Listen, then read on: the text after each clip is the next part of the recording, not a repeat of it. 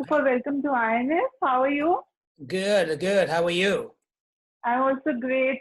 So, I want to start off by knowing that, what were the factors that, drove you into the show? Uh, well, I would say that I got a script Hmm. back in so sometime in February or March of 2019. I got a script and I read it, and I just thought this is really good. And you end up reading a lot of TV pilot scripts, and a lot of Hmm. them are not great. And you think, oh well, I'll just do this for the money. And in this case, I read it, and it was Robert and Michelle King, and I was familiar with the Good Wife, um, and I thought, oh, this, this smart, creative, talented showrunners, writers, and then I read the script, and I thought, oh, this is a great idea. It's well written, Hmm. and so ultimately, I just auditioned for it, and I was lucky enough to get the part. And then uh, after I met Robert and Michelle, I had an audition with them Yeah. in New York, and then yeah, that's how it happened, really. But were there any factors on which you connected with your character Ben? Yeah. Did Were I? there any points? I think that there probably.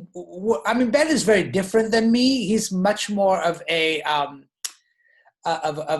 realist. I mean, in terms of the fact that he is a true uh,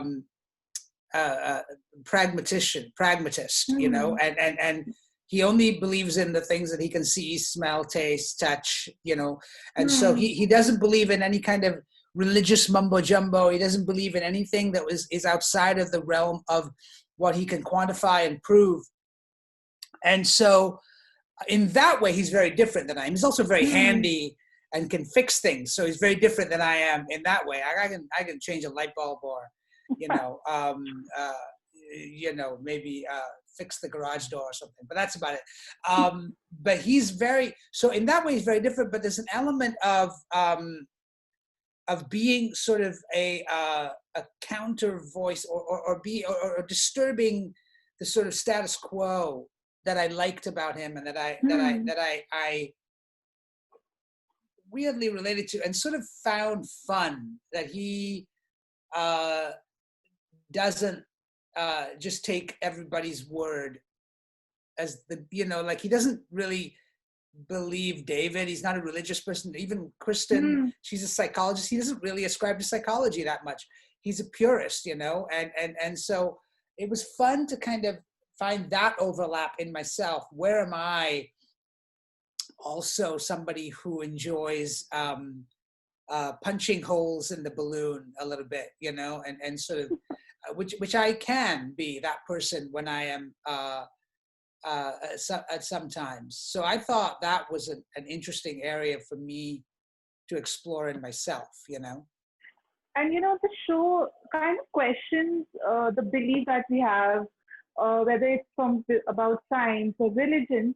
I want to know, did it make you question your beliefs or what you follow or what you have been, following since long? It didn't really make me question my beliefs, because my beliefs are not that doctrine oriented. Hmm. I have faith and in a larger power other than what we can see, and so in that way I don't find there to be a inherent contradiction between science and faith. I think religion is a different thing. Religion is a man-made Yeah. construct that exists, but between the idea that there is something outside, a universal intelligence that is moving things, or is um, there's universal intelligence in charge of what is going on. That I can buy, and I can buy that also with science. I can also put Hmm. those two things in the same space. That science is an element of that, or is an element of that universal intelligence. So it didn't really make me challenge my own beliefs per se. No. your journey of embracing your identity, like you come from India, Mumbai, Yeah, while making your place in the West, when you were also, fighting stereotypes and yeah, all the notions attached to people of color. yeah. I mean, early in my career, I think there was a lot of that. There was, and it continues in some respects even today. And look, I think we are at a point now in history where a lot of these things are being challenged. A lot of these sort of stereotypes, ideas, of who gets to tell what stories and what stories matter. These things are now being questioned and challenged. And I think we're also seeing the economic and financial viability of telling stories of people who are not just white and not just white men. And the heroes don't always have to be white men, and so in the beginning, Mm. yes, there was a lot when I first was coming up in the business, it was a lot of stereotypes, a lot of playing the, what I like to call the patanking, which is like, the way the Westerners hear the Indian accent, which is like patang, patang, patang, patang, patang, like they'd ask you. So we used to joke about that, like that, oh, that's what it's called, patanking. And there was a lot of asking us to do that and sort of play those stereotypes. Less so, I find now, and I think, the culture has changed. Hollywood has changed somewhat. Still need a South Asian superhero, and that will be the culmination. That will be the point when that happens. Then I'll have nothing to bitch about after that. And maybe that makes you stay true to the to your craft as a whole. Yeah, I mean, I think that, like, look, I've just always been doing my work and just kind of always, Hmm. I've done television, I've done movies, I've done theater, and I've continued to sort of just, this was the only, in terms of as a profession, I'm sure that my Indian parents were,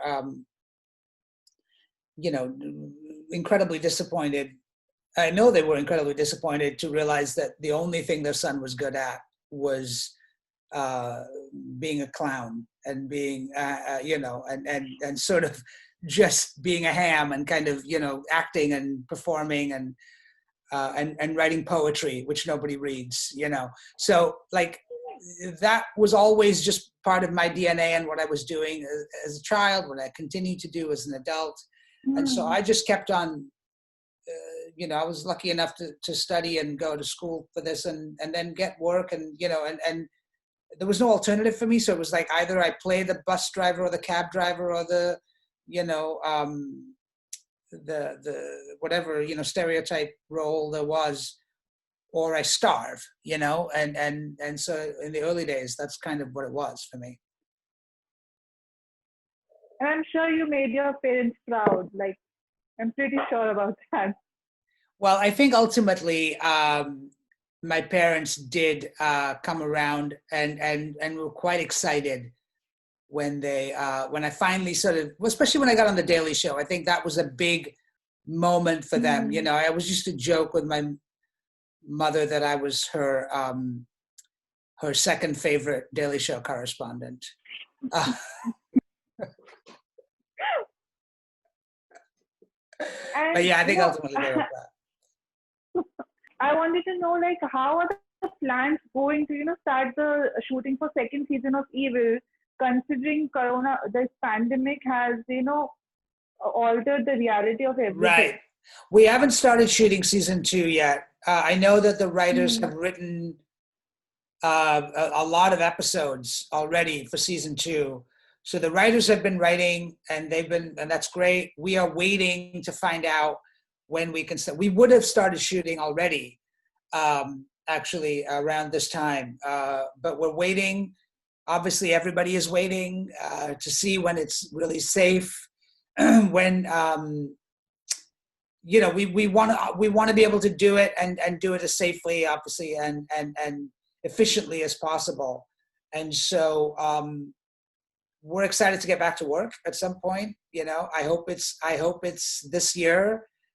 Fingers crossed. But everybody's in the same boat in production and in Hollywood, and New York right now is actually doing pretty well. And so we just pray and hope that it continues on that trajectory, and the numbers don't spike. And if that is the case, at least with Evil, I'm speaking completely selfishly, at least with Evil that shoots in New York, at least, New York production can maybe start up again in the next couple of months.